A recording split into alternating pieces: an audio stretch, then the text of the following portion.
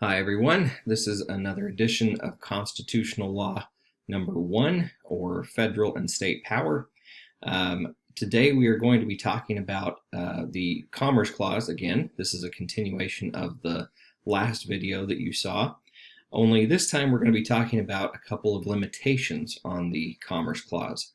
We're first going to look at what the latent Commerce Clause is, and then we are going to be looking at the concept of federalism as a limitation on the Interstate Commerce Clause. Now this is going to be a shorter video than the last one. The first one we covered a lot of ground with the Commerce Clause, as well as some outline concepts surrounding it, like the right of contract, and we talked about the Lochner era, that is kind of a build-up to the Commerce Clause issues that you see during the New Deal and in the middle part of the 20th century.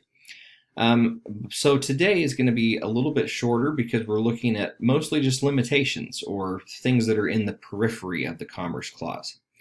Without further ado, let's orient ourselves with what it is that we're going to be talking about.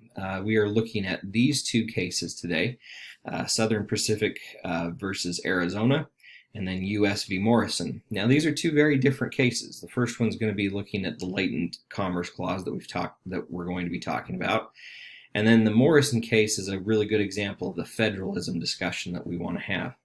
So let's jump right into that Southern Pacific v. Arizona case. Now what I want to do is I first want us to come back to the Commerce Clause itself. So if you go with me to the Constitution, and if you go to Article 1 of the Constitution, and you check out Article 1, Section 8, if you recall, remember the Commerce Clause is contained about the fourth clause down, third or fourth clause, and it's sandwiched between those other two clauses that reference foreign nations and Indian tribes. This one here in the center is the one we're looking at, the Interstate Commerce Clause. Now, as I mentioned at the beginning of the video last time, this is built around the idea of the federal government having limited powers, or the powers that the states give to the federal government through the Constitution. And this has its root back in the era of time between the Declaration of Independence and then the founding through the Constitution. And if you recall, there's that 14-year period where the states are exercising their power as actual states for nations, in many ways, nation states, that have the default power that the King of England might have had, or the monarchy might have had, if we hadn't overthrown him. And in that 14-year period, the states are these independent nations operating very differently from one another, separately from one another, and can make their own laws within their own geographic jurisdictions. Well, once the Constitution comes on board, the idea is now that the states are giving up some of those powers to the federal government, and the federal government will be exercising those on that limited basis. So what you see in Section 8 is a list of powers that the states have given up and they've given to Congress, and those lists of powers are the types of things that the federal government can pass laws about. Well, we talked last time about how the Commerce Clause is this affirmative power. It's the power of the federal government to step in and say, we're going to regulate these commercial industries, especially if they're crossing state lines. But as we saw, the current jurisprudence on this is pretty broad. There's a lot that can fall within the category of commerce, although we'll see today with the Morrison case that there are maybe some limitations out there. For the most part, though, the Interstate Commerce Clause gives the federal government an enormous amount of authority to regulate commercial activity. Well, that's an affirmative power. It's the government stepping in and doing something. But there's also a negative component to this, or a latent component to this. You'll hear it described as the Negative Commerce Clause or the Latent Commerce Clause. And what that is it plays off this idea of the states giving up some of their power to the federal government and thereby losing that power in the return. So because the federal government has the authority to regulate interstate commerce, that means the states don't have that power. So once they hand it over to the federal government, who uses it affirmatively, the states cannot do so negatively. Or in other words, they cannot regulate interstate commerce themselves. They have to look to the federal government to do that. Now, can they regulate the commerce within their own state? Can they regulate intra-state commerce? Of course, that falls within the policing power of a state, and you can see plenty of examples of that on a day-to-day basis. But once it crosses state boundaries, once it actually becomes interstate and it's leaving the jurisdiction of the state, the Latent Commerce Clause says that the states don't have the authority to regulate that. They cannot damage interstate commerce. Now, if you go back to the principles of why this would be, or the constitutional theory, you could probably imagine why. The states showed during the period of time under the Articles of Confederation, the states oftentimes were very much at odds with one another. And because a jurisdiction has its own interests, because the people in that jurisdiction have their own interests, sometimes those interests are going to run up against the interest of some other state or jurisdiction. So what this is designed to do is to prevent the states from, in many ways, biasing one another. If Arizona doesn't like the fact that there are goods and services being produced by Nevada, Arizona can't just put up a wall and say, nope, you can't bring in Nevadan goods. That would violate interstate commerce. So because of this, there's some jurisprudence out there, there's some cases out there in which various state laws, not federal laws, but state laws have violated the Interstate Commerce Clause, not because the federal government's done anything, but because the states have stepped in to regulate interstate commerce and they've gone beyond the bounds of their jurisdiction. And a classic example of that very type of case is Southern Pacific versus Arizona. Now, what's going on in the case? It's actually pretty simple when you break it right down to its bare facts. Arizona passed a law back in 1912, I believe was the date of the law. And that law was essentially called something along the lines of the Train Limit Act. And it was designed to limit the amount of cars on a train passing through the Arizona state. And so I believe in the case of passenger cars, it could be no more than 14 cars. And in the case of freight cars, it could be no more than 70 cars. Now, think about a second why Arizona would be doing this. There could be a few reasons. One is maybe Arizona just doesn't like the idea that there's going to be a ton of trains passing through its jurisdiction with a lot of cars on it, which could risk maybe some danger to the community. Maybe it's a danger to people that are living off the sides of the railroad itself. Or maybe if you get more cars on a train, you run the risk of more train accidents, in which case maybe the state of Arizona felt like, look, we want to minimize those amount of accidents.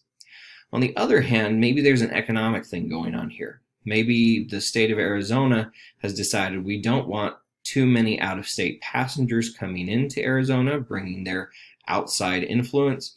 And maybe in the case of the freight cars, we don't want too many freight cars because that means lots of out-of-state goods. And maybe what we're trying to do here is to in essence, protect, using economic protectionism to protect the economy of Arizona from outside influence. This is in many ways kind of like a tariff. We're preventing goods and services from coming into the state, and in so doing, we're giving free rein for the stuff that's in the state to flourish. So that's the issue in this case. Is this train limit law of 1912, is it in some way infringing on commerce, especially interstate commerce? And if so, does it violate the latent Interstate Commerce Clause? Well, this case is written by Justice Stone, and unfortunately OIA doesn't have a really nice breakdown of the ideology for this, so you're just going to have to kind of imagine this in your head. It's a plurality decision, which means that there are some dissenting and concurring justices, but for the most part, this is the way the case stands. So we're not going to look at what the dissents and the concurrences are saying here, but we do want to see what Justice Stone is getting at with this case. So he gives you the facts at the very beginning of this, and then he gets down to some of his theorizing on this. Congress, in enacting legislation within its constitutional authority, will not be deemed to have intended to strike down a state statute designed to protect the health and safety of the public unless its purpose to do so is clearly manifested. When Congress acts, and when it does so with regard to interstate commerce, the question is whether or not Congress has influenced state power. And that's the big issue in this case, is there some difference between what's happening within the state and what's happening at the national level. But as Stone points out, this really isn't necessarily about Congress itself, other than the fact that Congress does most of the regulating with regard to the railroad system.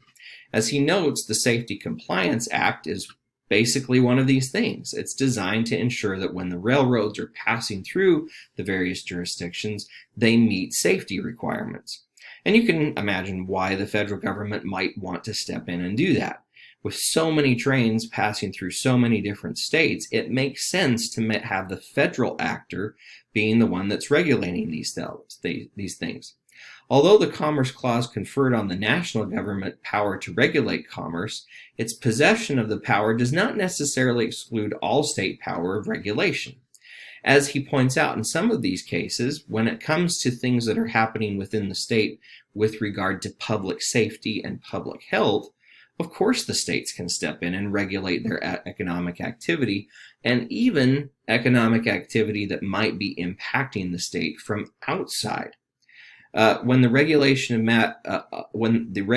matters of local concern is local in character and its impact on national commerce does not seriously interfere with operation of things of national insight, then of course the regulation can be something that the state can uphold. If it's purely local, that's a classic example of the state retaining that power. On the other hand, if it's perfectly national from a state-to-state perspective, then it's something that the federal government can exercise. So those two dichotomies are very much alive and well. But what happens if it's something that's affecting the state from the outside?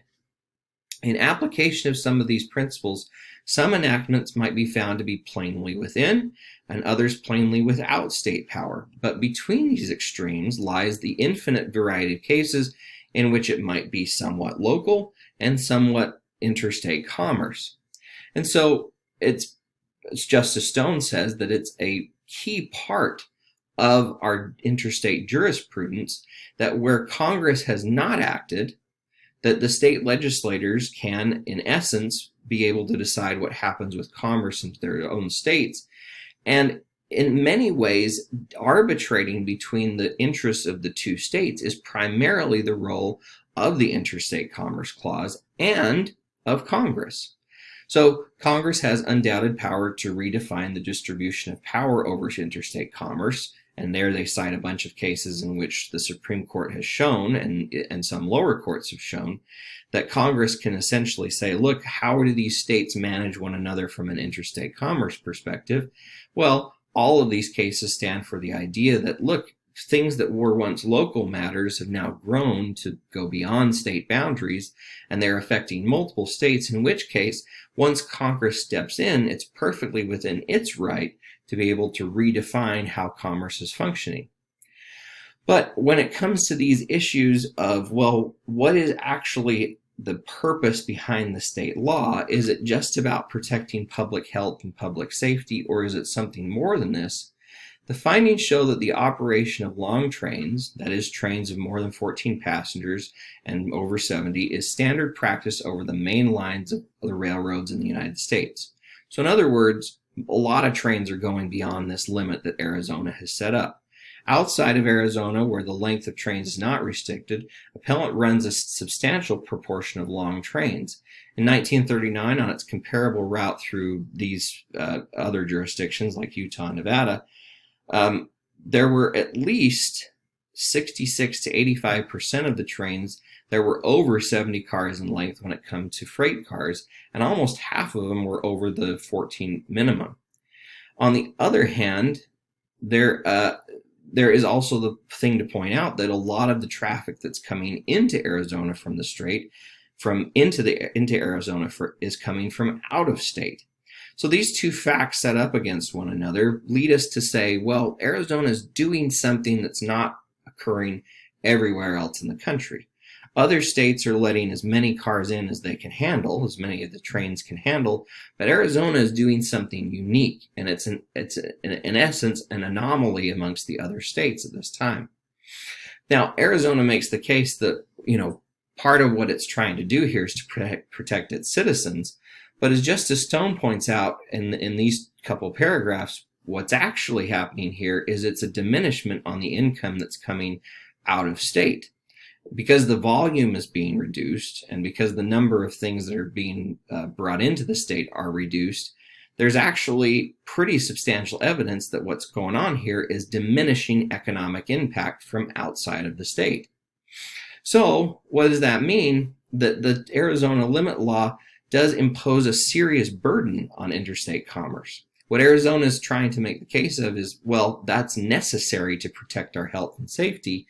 But as Justice Stone points out later, is that actually, in many ways, this could make train travel within Arizona even more dangerous. Why?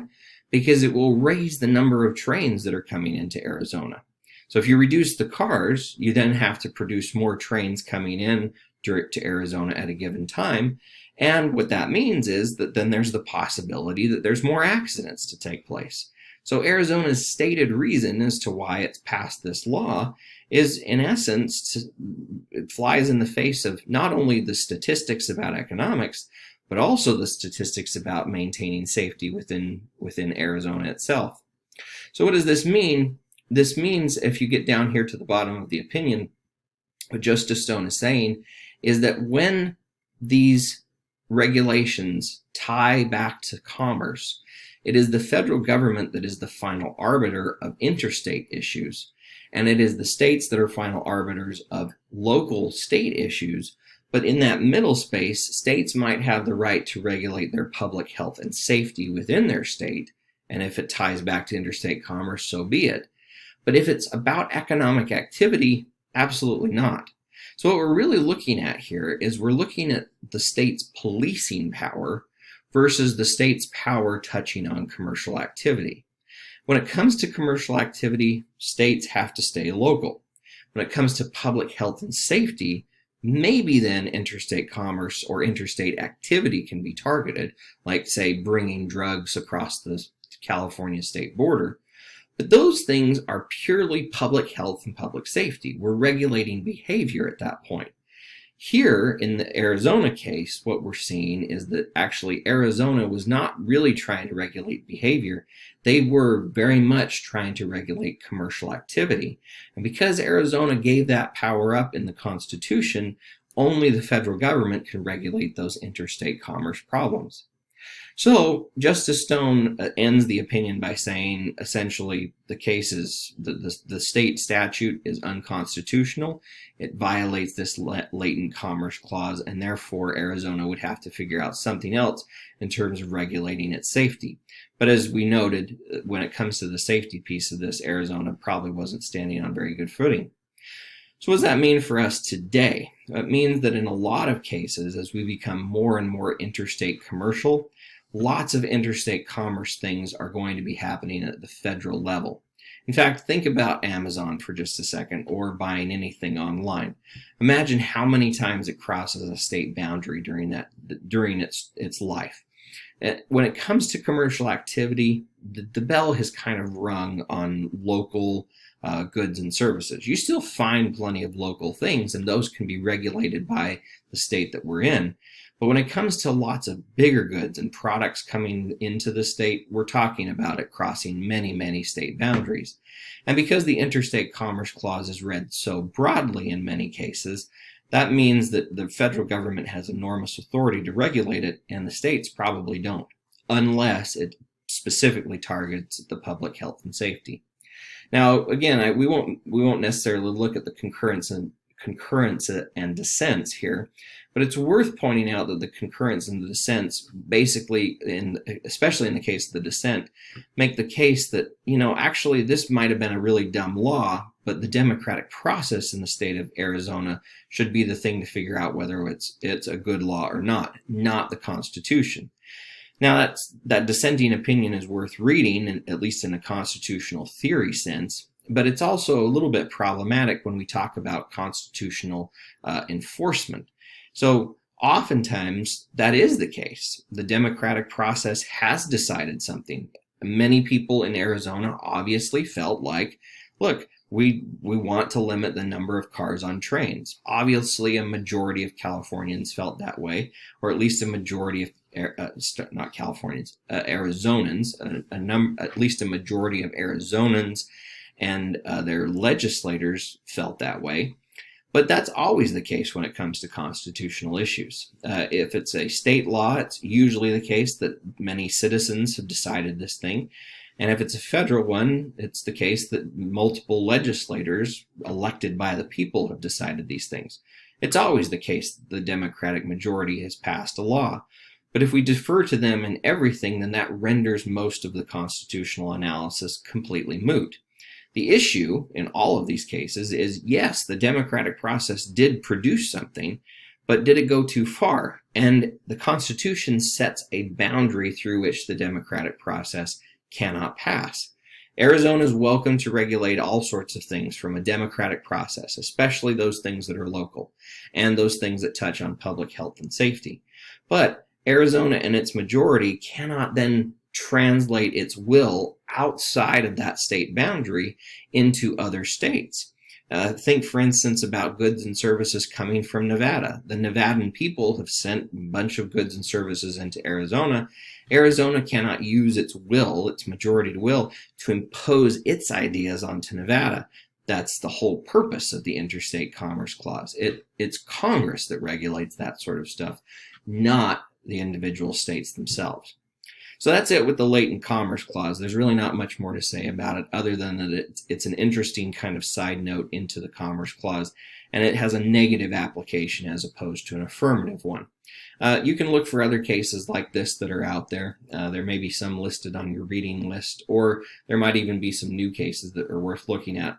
But it's one of those types of cases that doesn't come up very frequently because so much of what we're talking about is regulated at the federal level. But it is an interesting constitutional issue. Okay, so now we've seen what the negative or the latent Commerce Clause does when it comes to the state power. But what about any limitations on the Interstate Commerce Clause with regard to the federal government? So far, we've seen that the Interstate Commerce Clause is pretty broad, that it gives the federal government authority to regulate all sorts of things, and that it prevents the states from regulating a lot of those same things. Now, as I mentioned in the first video, you can look at other cases that talk about this sort of stuff, like the Lopez case, the Gonzalez v. Ray case. But this particular case that I want to show you is an example of how the court formulated its thinking. Now, it's worth noting that some of these cases have kind of dropped off, especially now that Chief Justice Rehnquist is no longer on the court. Chief Justice Rehnquist was an ardent proponent of an idea called New Federalism. And New Federalism is basically a restoration of some of the power that many had thought had been lost once the court carried out its Interstate Commerce Clause jurisprudence. And so in many ways, it's a kind of return to the past in some sense, a kind of going back to where we were around the time of the founding, that the states have enormous authority to do what they will when it comes to when it comes to regulating their own citizens and residents, and that the federal government its power should be very diminished. Now, Justice Rehnquist was a huge proponent of this, and you can see lots of examples of it, not just in Interstate Commerce Clause cases, but in a lot of the criminal cases. You can see it in civil rights cases and civil liberties cases.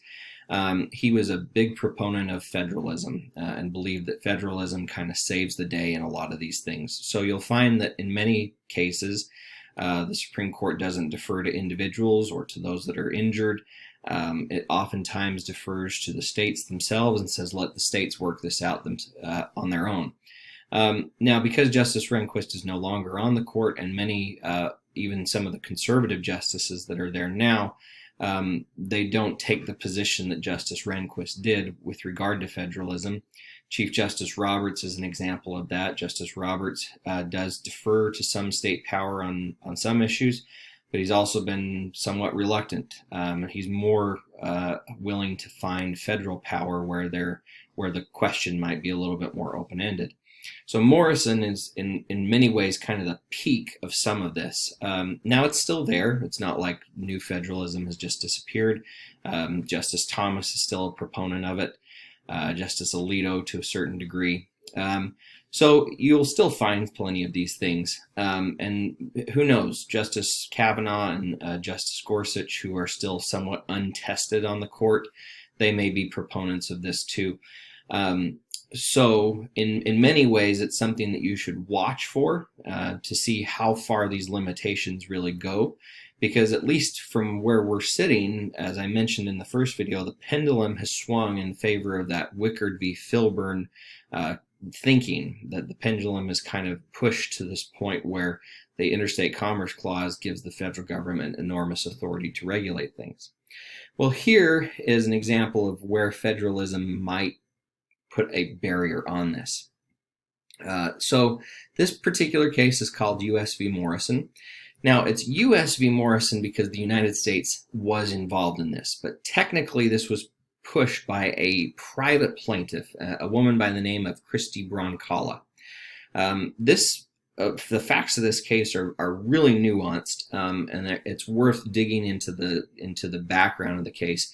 It was a case that gained national attention, and it's a case that has been part of a sequence of other cases that have taken up the issue of gender-based violence, especially violence leveled against a woman or a transgendered woman.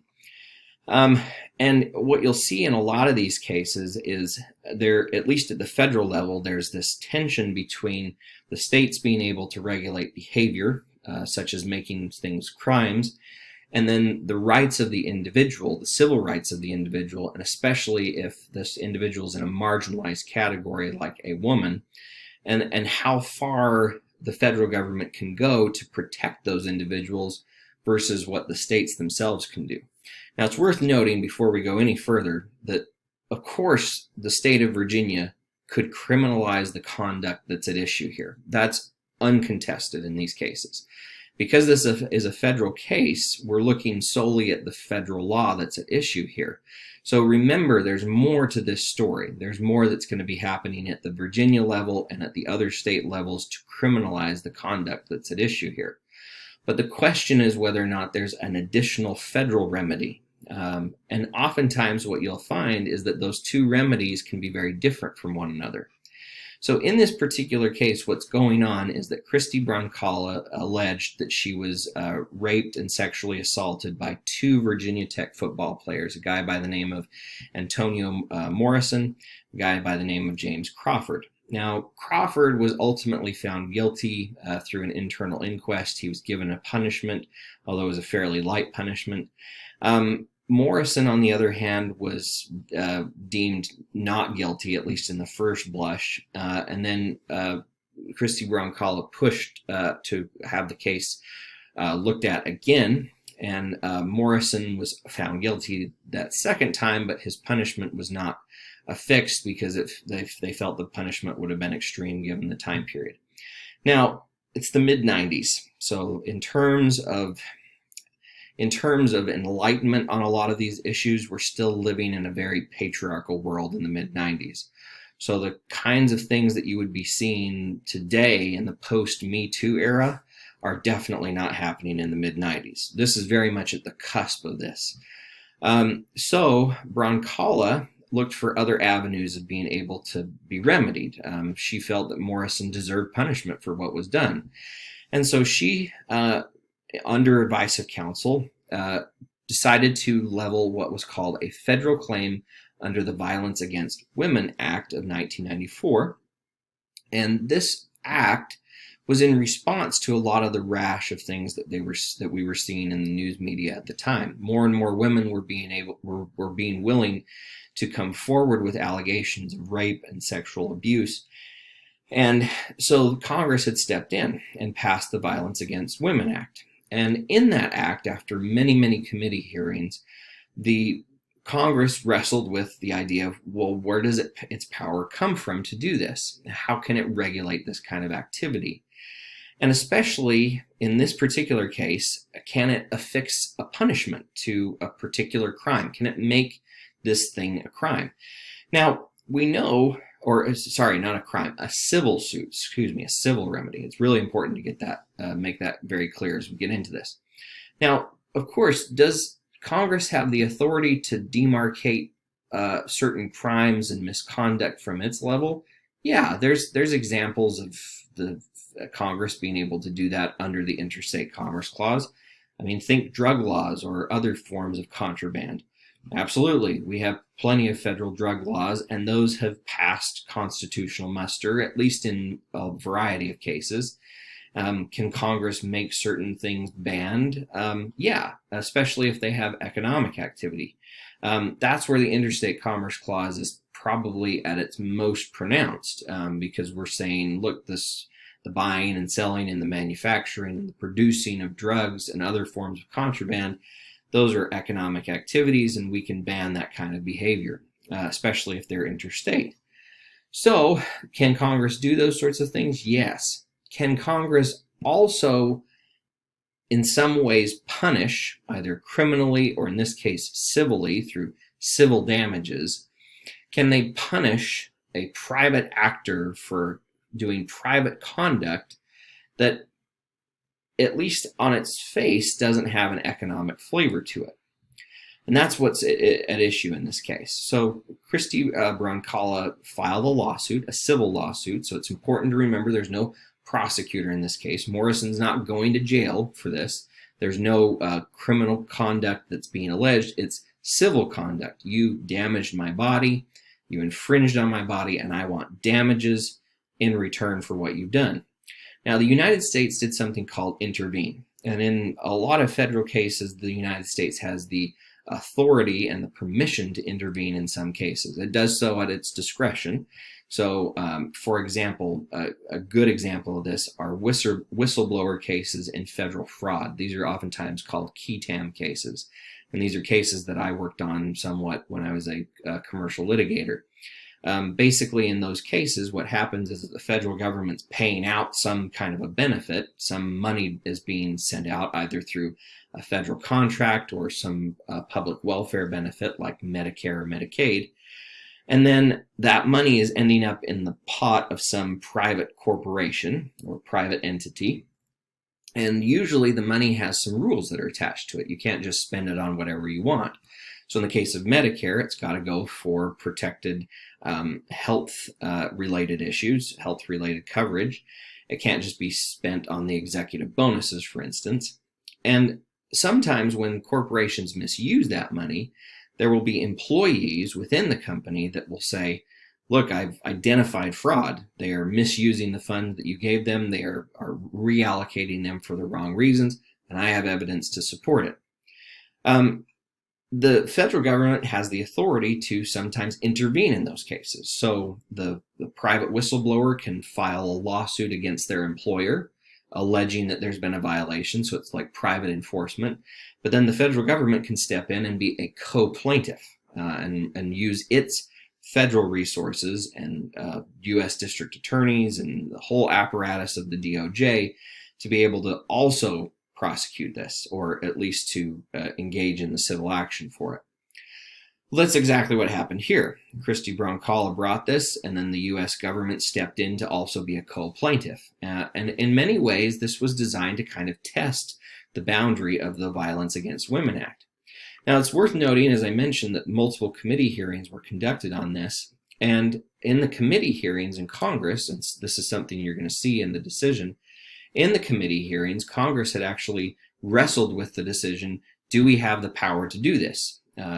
This is an economic activity, at least not on its surface. Morrison didn't buy or sell anything. Morrison sexually violated another human being. So at least at the surface, it has nothing to do with economics, and certainly it's not economics crossing state boundaries. So where does the Interstate Commerce Clause part of this come in?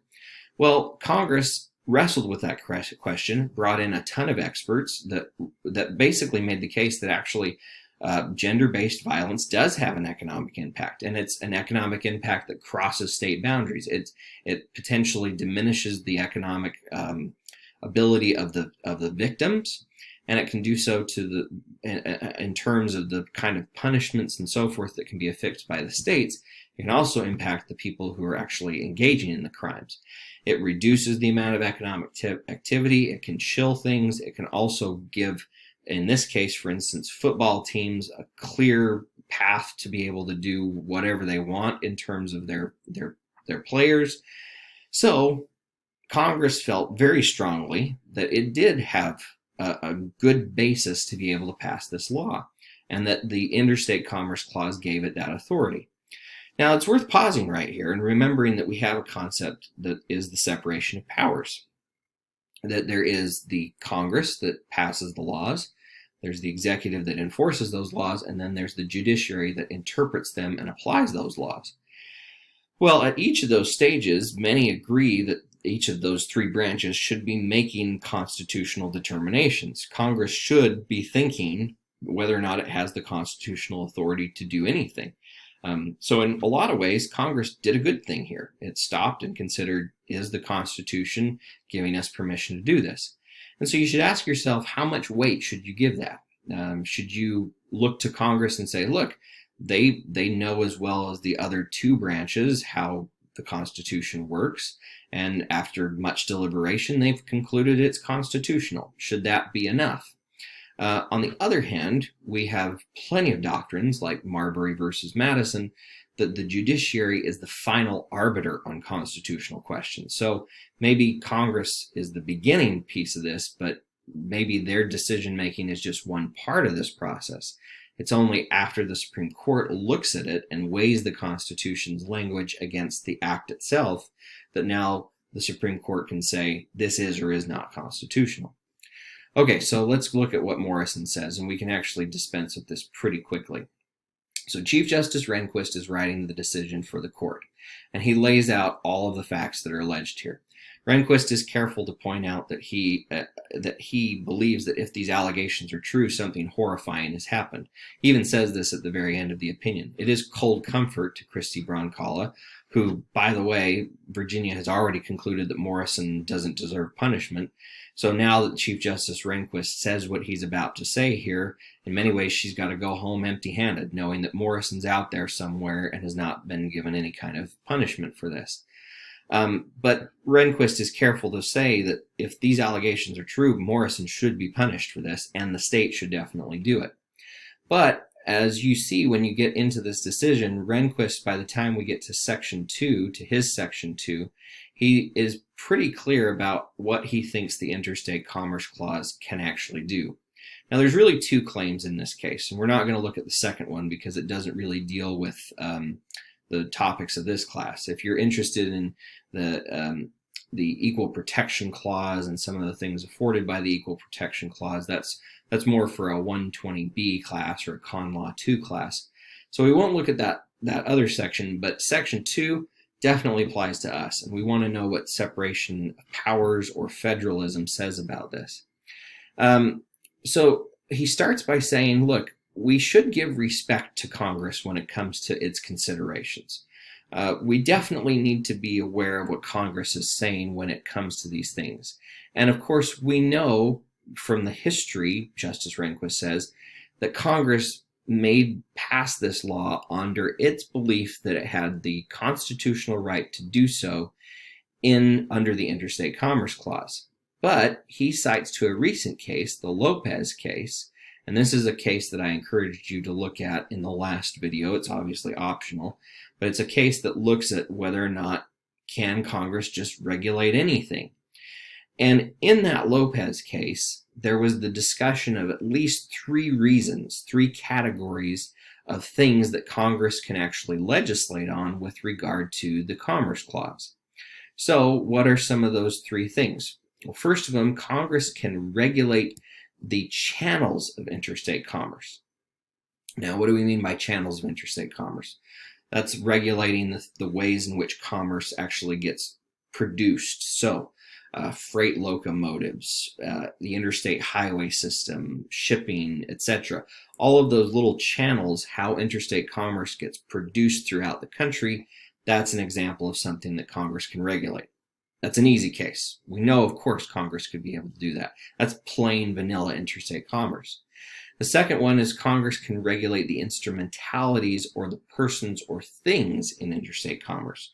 So not just the method by which they're sent out around the country, but also the things themselves as they're transferring around the country. Also, that should be kind of a duh.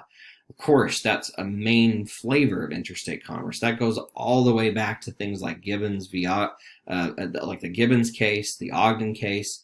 Those are all classic examples of things that Congress could definitely regulate. It's this third one, the third one that potentially touches on the issues that we're talking about here. Congress has the authority to regulate activities that have a substantial relation to interstate commerce, or they substantially affect interstate commerce. And there we're talking Wickard v. Filburn, right? That's the classic example of a private actor doing something that in the aggregate touches on interstate commerce.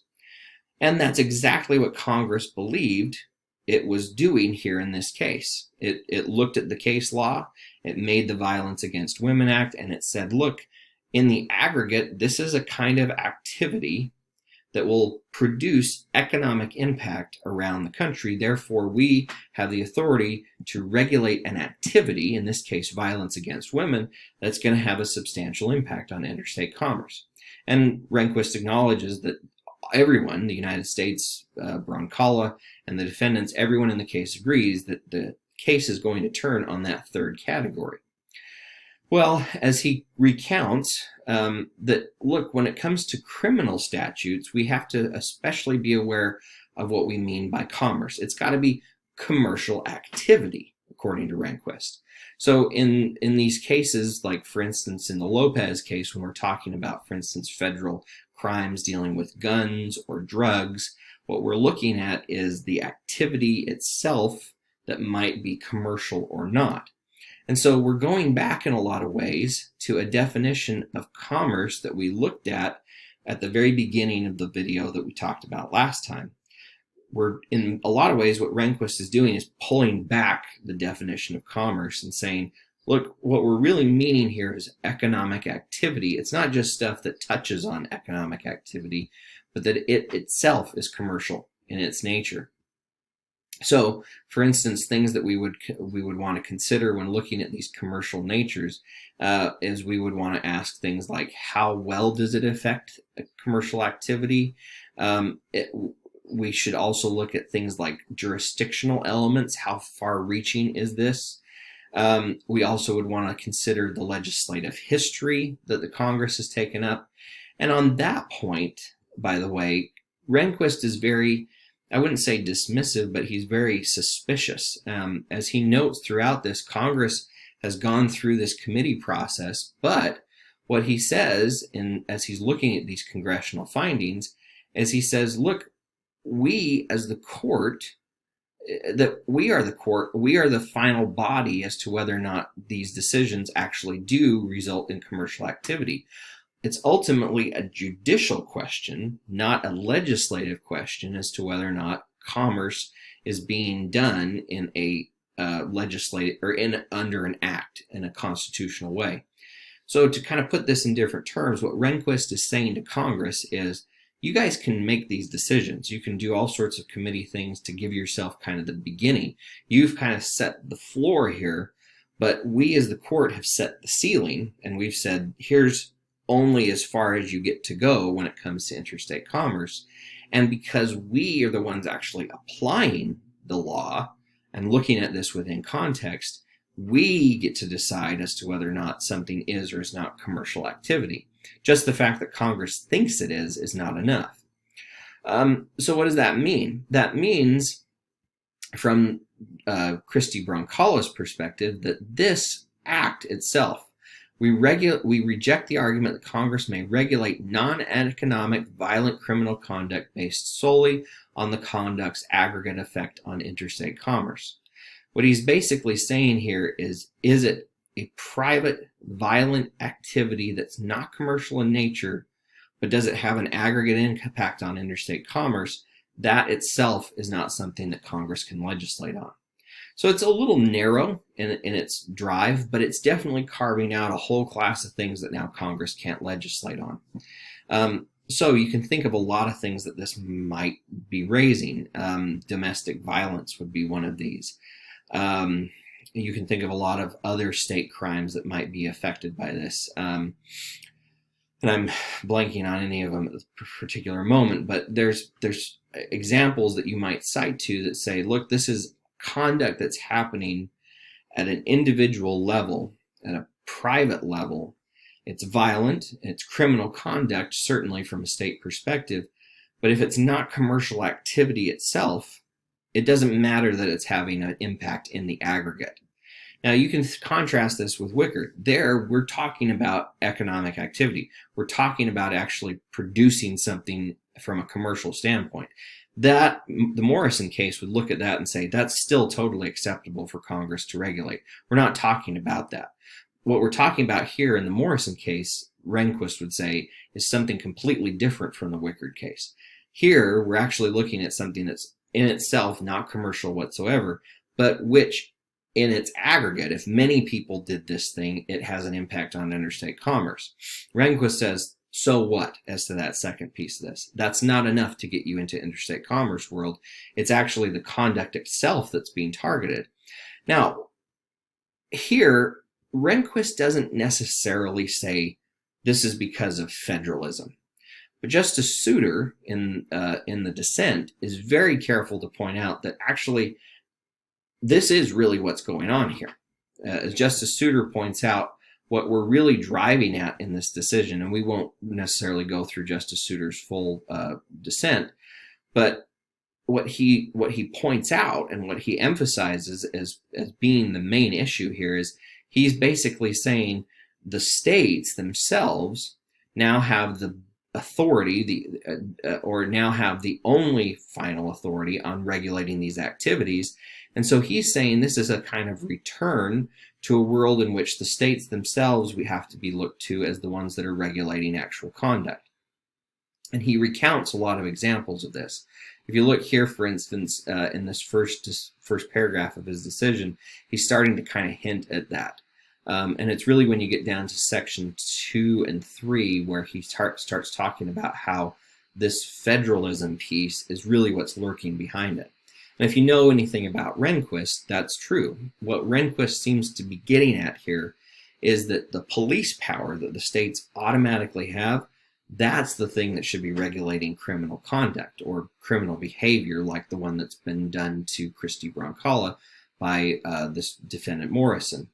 And that it's not the federal government that should step in to do that. Well, Justice Souter says in his dissent, a very thoroughgoing dissent, that when has that been the case? In the last 100 some odd years, he points out, we've allowed the federal government, and we've concurred with the legislator that the federal government can step in and regulate all sorts of activity that looks very much like something a state would normally do from its policing powers perspective.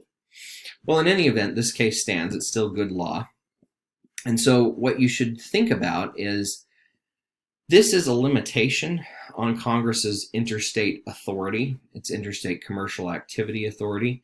And what it means is that there's a certain carve out now. There's still a ton that the Interstate Commerce Clause covers. There's still just a plethora of things. And as you saw, those three things, the channels, the instruments, and then things that substantially affect interstate commerce, that's all stuff that's very broad. And so consequently, Congress passes all sorts of laws about this.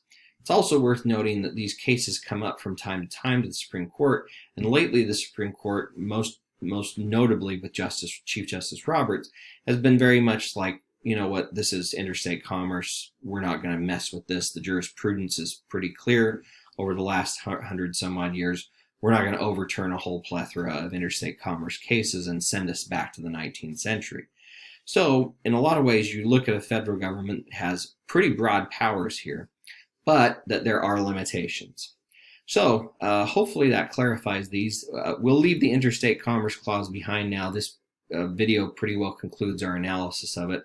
And then in the next couple of videos, we'll look at other questions of federal power when it comes to the various branches. Thanks a lot.